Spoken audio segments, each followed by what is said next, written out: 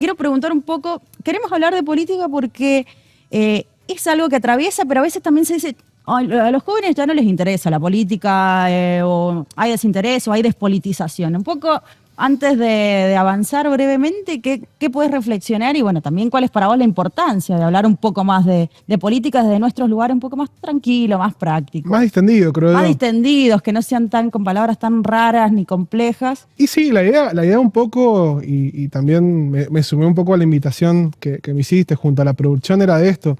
Empecemos a hablar un poco y bajemos la política a las discusiones y a las preocupaciones que tiene hoy en día la juventud, que tenemos hoy en día la juventud. Por ahí, que es algo muy característico de nuestra generación, nos desacostumbramos a ver las noticias como ver nuestros viejos o nuestros abuelos también, en informarnos a través, ¿viste?, del programa, a través de la radio. Y hemos empezado a dar justamente, muy caracterizado por el consumo de los streams, todo esto, pero porque nos vemos reflejados en ese modo de discurso ahí, la info corta, relatada de una forma mucho más simplificada, no tan elevada, que es básicamente contada también por pares, digamos, gente y pibes de nuestra generación que nos van relatando un poco y que van invitando a la reflexión. Pues vos, supongo que a vos te pasa que todos los días te levantás y decís, a ver, agarro las redes sociales y ya estás sacando tus reflexiones, opinando, porque obvio, sos una persona que le gusta un poco la práctica política, la estudias, algunos, pero también te encontrás, vas al vecino y le comentás, che, viste que lo que pasó ahí en Venezuela, o en Colombia, o acá en Argentina, que el RIGI, y el vecino dice, no sé, y vos decís, ¿cómo hacemos para participar sin estar metidos tampoco? Tal cual, que es un poco... Nadie tiene la obligación, pero está bueno tener cierto compromiso porque es lo que nos modifica el bolsillo, la cotidianidad, o sea. Absolutamente. Es romper un poquito con la burbuja, viste, a veces en la que estamos quienes estudiamos en las ciencias sociales, que estamos todo el tiempo atravesados, y también que el consumo de nuestras redes sociales, también de YouTube, y el contenido que vamos buscando va muy en sintonía con las reflexiones y con las discusiones teóricas y académicas también en las que nos metemos. Creo que el desafío de quienes realmente nos interesa y estamos un poco comprometidos con la divulgación, arrancando yo, y eso no quiero llevarme ningún título, y también a veces si me equivoco o si hay algo lo que no soy claro, me excuso en eso, estoy arrancando. Me parece que esto es lo más importante y lo más rico. Probablemente vos de comunicación social, yo de ciencias políticas, que estamos todo el tiempo como preocupados para bajar un poco ese contenido y discutirlo en nuestras casas, con nuestro grupo de amigos que no estudian, no vienen del mismo palo, que pasa esto de discutir con mis amigos policías, con mi familia también policía, ¿viste? Con mi vieja que labura, que es empleada pública, con mis amigos que estudian ingeniería, y digo, me parece que hay una riqueza y hay una importancia y hay algo muy piola ahí, en eso de llevar las discusiones políticas, invitar a la reflexión ahí. Pero implica un desafío, que es justamente bajar un poco la complejidad, pero lo que no quita quitarle profundidad, que es justamente lo que vamos a intentar hacer ahora. Bueno, ahora sí, elecciones en Venezuela. Sí. ¿Por dónde empezamos? Primero y principal, ¿a dónde podemos arrancar? Tal cual. Empecemos por, bueno, ¿cuáles fueron los resultados? Recordanos cuál ha sido el segundo candidato, por lo menos el segundo candidato que más votos ha tenido y que era uno de los que se esperaba también que ganaran para la opinión pública, más que nada. Tal cual. Ha sido un proceso electoral bastante particular, muy inusual. Primero hay que entender que Venezuela, no hay que juzgar con las mismas reglas democráticas a Venezuela que a Argentina. Venezuela viene de un proceso y de una historia, de una configuración institucional y política bastante particular. Recordemos que hace más de 20, 25 años que Hugo Chávez llegó, justamente hace más de 30 años, perdón, que Hugo Chávez llegó a la presidencia a través de una revolución, a través también de un golpe de Estado, y su gobierno y el proceso político del chavismo ha estado bastante atravesado por estos intentos también de golpes por parte de la derecha. Entonces partamos de que el proceso electoral viene a intentar reparar un poco también lo que fue el proceso de la intervención de la OEA, la autoproclamación de Guaidó entre el 2018 y el 2019, fin del 2018, como presidente encargado, también con este desconocimiento por parte de Estados Unidos y de muchos países de la región también de la presidencia de Maduro, que él se adjudicaba que era legítima. Así que el proceso electoral viene en ese sentido, viene bastante complicado. Tengo dos preguntas como para entendernos a mí como argentina. En primer lugar, bueno, nosotros acá en Argentina elegimos presidente cada 4 años. ¿Cómo es? Yo cada 6. Cada 6 años es en Venezuela. O sea, que los mandatos, porque yo a veces me pongo a pensar, digo, bueno, desde que falleció 2013, que falleció Hugo Chávez, hasta ahora 2024, Maduro, y que bueno, 6 años más va a estar en el poder, en la presidencia. Tal cual. Bastantes, y a veces uno dice, che, y la alternancia, y cada cuánto Porque aún nosotros en las reelecciones, nada, no ha pasado eso. Tenemos la limitación, claro, en Argentina de los 2 mandatos. Además, nuestra sociedad y nuestro régimen electoral también es bastante particular. Acá está la obligatoriedad del voto, en Venezuela no es obligatorio. Otro de los puntos también bastante importantes, desde los comienzos del gobierno de Hugo Chávez se empezó a instalar el voto automatizado, el voto electrónico, también que está bastante puesto en puja en nuestro país. También la dinámica de los partidos políticos muy particular. Es más, ya más adelante podemos charlar y podemos mostrar lo que es la boleta y lo que es el mecanismo de elección. Nosotros tenemos acá la lista sábana, por así decirlo, que es más, la discusión que estamos dando hoy en día es ir hacia una boleta única, pero en Venezuela se votaba en una pantalla que se representan los distintos partidos políticos, que eran 38 fuerzas, de las cuales en 38 partidos políticos. 38 partidos políticos, pero a ver, esto es particular, eran 38 casillas, de las cuales en 13 aparecía Maduro, porque justamente cada partido, estaba el partido de Maduro, Partido Socialista Unido de Venezuela, que es el del chavismo. Creo que había una imagen, tenemos una ahí imagen. la vamos a, mientras la buscamos, mientras la buscamos vamos charlando. Entonces justamente allá se configuran esto. El partido A, el partido B adhieren a la candidatura de Maduro y en esta boleta su partido va atado al voto del presidente. Estos son elecciones presidenciales y también legislativas. Sí, pero bueno, la que más ha copado la discusión ha sido la elección presidencial. Pese a que, bueno, la Asamblea Nacional de Venezuela tiene una fuerte importancia también, porque insisto, partimos que hace un par de años la Asamblea fue la que se rebeló, en la que tenía oposición justamente, en la que tenía mayoría la oposición al chavismo, se posicionó y generó un golpe de Estado también a través de Guaidó. Eso es importante. Lo otro que te quería consultar, Facu, es, vos hablaste de una derecha y me gustaría también un poco, bueno, cómo asemejamos acá a Argentina, bueno, en qué lugar está, por ejemplo, Maduro hoy. Maduro creo que siempre se ha identificado con el socialismo. ¿Cuál es a qué tal vez sector actual se parece la derecha de Venezuela, a la que tenemos acá en Argentina? Y si es realmente, porque a veces, bueno, se ha asociado a Maduro, por ejemplo, a lo que es el peronismo o en la izquierda también, ¿no? Tal cual. Y yo creo que para analizarlo de forma muy concreta hay que entender qué fue el primer chavismo cuando surge la revolución comandada por Hugo Chávez y hoy en día lo que ha devenido y también dentro de esta configuración y este proceso histórico en el que estamos en América Latina.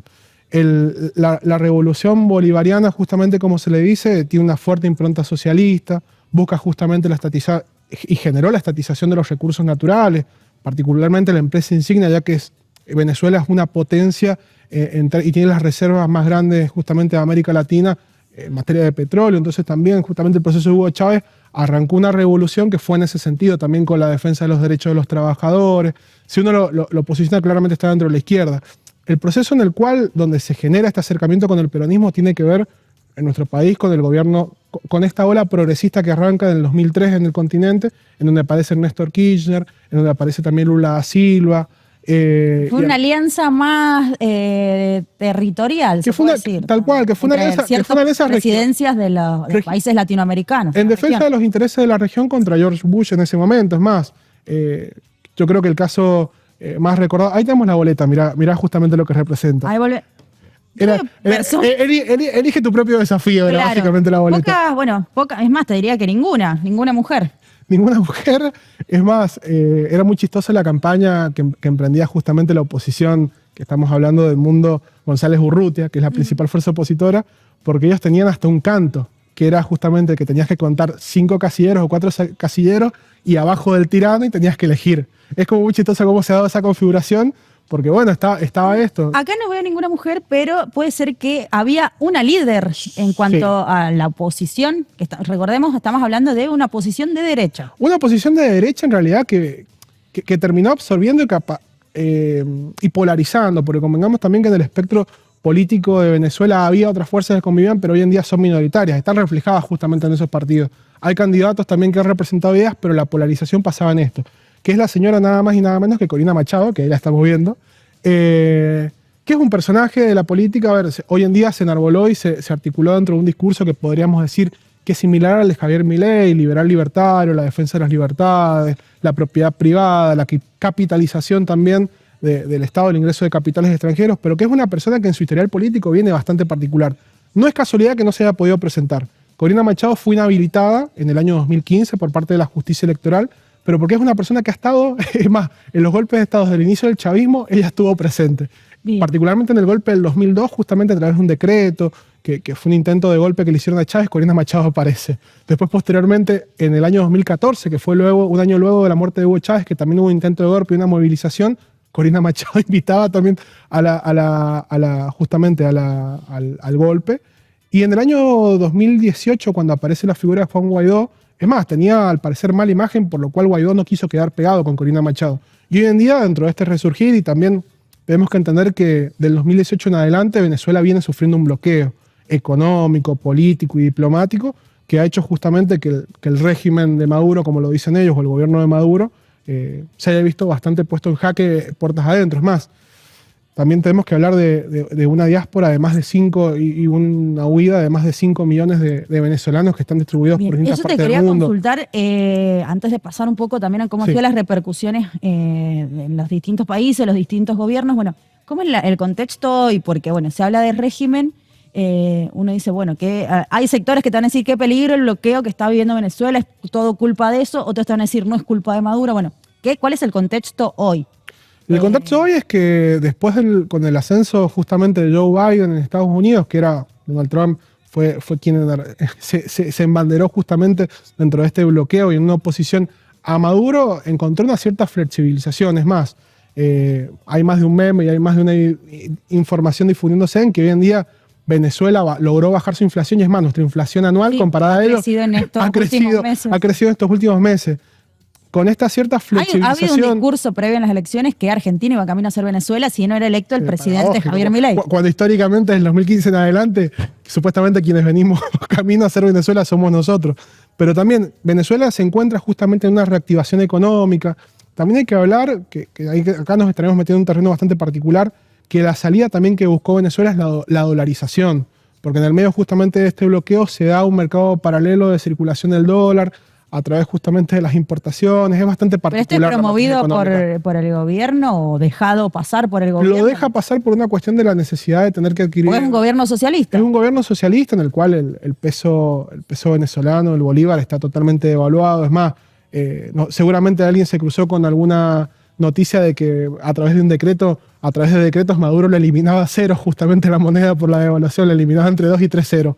Era bastante arriba del 1000% la inflación anual, pero hoy en día nos encontramos con otro proceso, donde hay un proceso de reactivación económica, donde justamente las condiciones de vida que podemos recordar, insisto, 2018-2019 como los años más complicados, donde el desabastecimiento, donde la gente pasando hambre, estas imágenes que muchos asimilaban con Cuba. Un exilio de habitantes, creo que son 8 millones aproximadamente los venezolanos que dejaron su país. Y eso es un porcentaje enorme de deserción, digamos, de gente que dejó su país. Que eso es bastante particular y ahí es donde me cuesta mucho a mí, digamos, hablar del caso de Venezuela, porque más de uno conocemos a algún amigo o tenemos algún amigo o amiga venezolana que justamente emigró, eligió emigrar por estas condiciones. Por ahí creo que nosotros cometemos el error a veces de hablar con cierta liviandad, cuando en realidad... Si hemos compartido y hemos interactuado con personas allá, y particularmente en ese momento, 2017, 2018, 2019, realmente había una situación de escasez de alimentos, había un desabastecimiento y es por eso que muchos eligen migrar por mejores condiciones de vida. Es más, los principales países donde eligieron emigrar es Colombia, que tiene más de casi 3 millones de venezolanos viviendo en su país. El otro caso es Perú, que tiene 1.5, después seguimos nosotros con más de 200.000 hermanos venezolanos que eligieron justamente vivir en Argentina para refugiarse. Ellos hablan y hablando justamente de países, vamos a leer un poco también las repercusiones que han tenido. Empecemos, no sé, a algunos de los tweets. Si querés, te adelanto Dejaría algo. para el final un poco analizar lo que dijo nuestro presidente, pero bueno, vamos a conocer también un poco... Si querés, recién te salté algo que me pediste, que eran los números, justamente. ¿Cuáles fueron los resultados? Tenemos dos versiones. Además, los resultados van a estar a las 8 de la noche de Venezuela, 9 de Argentina. Recordemos que tenemos una hora de más.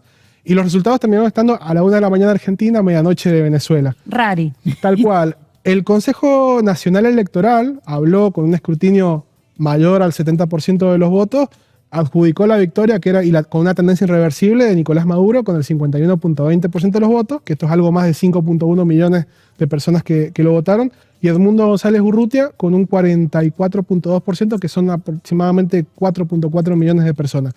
¿Cuál fue el problema? Automáticamente salieron justamente las repercusiones que vamos a ver ahora de los presidentes y a posterior ayer Corina Machado, junto con Edmundo Urrutia, ya que son la principal coalición opositora, hablaron de que Edmundo González Urrutia obtuvo más del 70% de los votos según sus actas. O sea, desconocen absolutamente los resultados de la comisión. O sea que pueden haber denuncias, todavía hay denuncias, así que hay... Que ahí es donde vamos a ver, se marcan estas repercusiones de los presidentes. Han habido algunas opiniones, ahí podemos ir viendo en pantalla, ya ahí tenemos, bueno, por ejemplo, Lula felicitó. Luis Arce, el presidente de Bolivia. Luis Arce de Bolivia. Tal cual. Porque ahí también hay que ubicar en esto cuáles son los países que adjudicaron la victoria de Maduro y cuáles lo cuestionaron y cuáles lo han puesto en duda. Que en esto vamos a encontrar en los países que están a favor del reconocimiento, Lucho Arce de Bolivia, también el presidente de Cuba. Felicitamos al pueblo venezolano y al presidente Nicolás Maduro por la victoria electoral de este histórico 28 de julio. Gran manera de recordar al comandante Hugo Chávez. Hemos seguido de cerca esta fiesta democrática y saludamos que se haya respetado la voluntad del pueblo venezolano en las urnas. Bueno, es un poco más largo el tuit. Eso dice el presidente de Bolivia. De Bolivia, claro. Que se marca también. Cuba también ha sido uno de los... Honduras. Ahí tenemos Bukele, Bukele de Guatemala. Bukele de El Salvador, que estuvo en la línea totalmente opositora. Convengamos que más cercano a un Javier Milei, por ejemplo. Sí, con sus particularidades. Es más, lo podemos traer en alguna columna, el fenómeno de Bukele. Lo vamos a charlar. Pero el caso de Nayib Bukele, hace 4 años que rompió relaciones diplomáticas con Venezuela. Incluso él mismo lo aclara. Rompimos relaciones diplomáticas con Maduro desde hace 4 años. No las reabriremos hasta que su pueblo pueda elegir a sus líderes en elecciones de verdad. Acusó directamente fraude. De fraude. Sin poner en duda. No sé, alguna otra repercusión. Luis Lacalle Pou. Una alianza de centro-derecha Uruguay también. Lo cuestiona, pero es hasta bastante... Es más, fue acusado por la derecha uruguaya de tibio. Una posición bastante tibia y gradualista. La misma derecha uruguaya, es más, las respuestas al tuit lo cuestionaban, pero bueno, claramente se posiciona dentro de esta lista. Vos te pones a hacer análisis hasta de comentarios y todo. El proceso de la elección y del escrutinio claramente estuvo viciado. No se puede reconocer un triunfo si no se confía en la forma y los mecanismos utilizados para llegar a él. Bueno, eso es Uruguay. Uruguay. Después tenemos otro pronunciamiento, a ver. Bueno, vamos acá, nos detengamos acá. El abanderado justamente de esta dictador posición. Maduro afuera. O sea, esto apenas se difundieron los números. Estamos hablando también, es importante siempre contextualizar, más allá de las opiniones que sabemos que puede tener Javier Milei o que pueden haber tenido en su momento otros presidentes, está directamente haciendo una acusación, que es dictador Maduro. Vamos a leerlo tranca, digamos. Los venezolanos eligieron terminar con la dictadura, ya asume algo, comunista de Nicolás Maduro. Los datos anuncian una victoria aplastante de la oposición y el mundo aguarda que reconozca la derrota luego de años de socialismo, miseria, decadencia y muerte. Argentina no va a reconocer otro fraude y espera que las Fuerzas Armadas esta vez defiendan la democracia y la voluntad popular. Dato importante. A ver, recordemos, vamos a contextualizar un poco la posición de Milei. No es accidental ni es improvisada de ahora. Su campaña está el año pasado estuvo fuertemente involucrada dentro de estos ejes de campaña. El fraude y la miseria que genera justamente el socialismo, de que con una elección y con una victoria de Sergio Massa íbamos a terminar como Venezuela y con los mismos modos del régimen chavista. Habría que comparar algunos números, por ejemplo, pobreza, desempleo actuales con lo que está pasando. Igual, para detenernos, antes ahora ya de terminar con esta primera columna, es un poco también el llamado que hacen las Fuerzas Armadas para defender la democracia. Hay un poco de un choque de ideas, me parece. Sí, que es bastante particular también. Está pidiendo un golpe de Estado. Está pidiendo un golpe de Estado, que en realidad ya hubo intentos de golpe de Estado. La revolución bolivariana, la revolución chavista, tuvo una particularidad que no se da en otros países de la región. Es que cuenta con el apoyo de las fuerzas y la adhesión de las Fuerzas Armadas y de las policías. Algo que no ha pasado justamente en otros países en que las Fuerzas Armadas y las policías tienden justamente a coincidir con gobiernos de derecha. Venezuela o posicionarse políticamente. ¿No? O posicionarse políticamente. El caso de Venezuela, justamente las Fuerzas Armadas, el Ejército Nacional y la policía defienden el gobierno y defienden la revolución bolivariana. Es justamente por esto es que ya muchos países están... Es más, en su momento en los golpes de Estado anteriores se hablaba de una intervención militar exterior, justamente porque las Fuerzas Armadas coinciden con el gobierno de Maduro. En este caso, el llamado de Milei, de Corina Machado y de otros dirigentes también de este espectro liberal libertario y de la extrema derecha, hablan de una rebelión y de una invitación justamente a las Fuerzas Armadas venezolanas. Igual es complejo que un presidente que ha sido elegido en democracia algunos han votado, otros no, pero acá en nuestro país ha tenido un amplio número de votantes, de manera democrática esté pidiendo un golpe de Estado, más allá de que se pueda coincidir o no. De última hay que revisar y pedir en su defecto una nueva realización de los comicios. En Venezuela, siempre que los tribunales a nivel internacional le den la razón a... Sí, que ahí es donde, ahí me siento contrariado, digamos, también no solo ideológicamente, sino humanamente. En esto de que, bueno, quienes realmente defendemos la democracia como la forma política o la mejor, o la menos mala, lo podemos posicionar en eso, todavía no se descubrió un régimen político y electoral mejor. Quienes defendemos la democracia también creemos en la libre autodeterminación de los pueblos, porque yo me posiciono en este lugar. ¿Cómo yo, argentino, me sentiría frente a un país o a países externos involucrándose dentro de mi régimen electoral y de mis elecciones? Podemos acusar el fraude, podemos contemplarlo, podemos tener como todo ese espectro, pero nunca justamente desconfiar de las instituciones. La invitación, que es lo que están haciendo los demás presidentes, a que la gente salga a reclamar porque se difundan los números verdaderos. Y también, en este sentido, va un poco la posición de México, Brasil y Estados Unidos. Que más, particularmente Estados Unidos, han hablado de que realmente se revean las actas, que se analice, que se audite, que se termine de hacer el escrutinio definitivo y recién con esos números estos países van a tomar posición. Dato no menor, México y Brasil, que también pertenecen a este grupo de Puebla, que es este conjunto de países progresistas que tienen una coincidencia ideológica o han tenido una coincidencia ideológica y política con Maduro en un pasado. Entonces es bastante interesante. Yo creo que lo que tenemos que aguardar o por lo que tenemos que velar nosotros justamente porque esas actas y el escrutinio definitivo se termine de realizar. Es más, recién antes de venir leía que el gobierno de Maduro acusó a Corina Machado y a la oposición de haber hackeado el sistema electrónico, porque tiene voto electrónico, de haber hackeado el voto electrónico para manipular las actas y los resultados y el escrutinio a su favor. Igual eso es raro porque ellos manejan las elecciones. Pero le vamos a dar un punto a favor de que es cierto. A ver, es más, puede ser cierto, puede haber intervención. Yo tengo una posición totalmente contraria y adversa al voto electrónico, más que nada en nuestro país.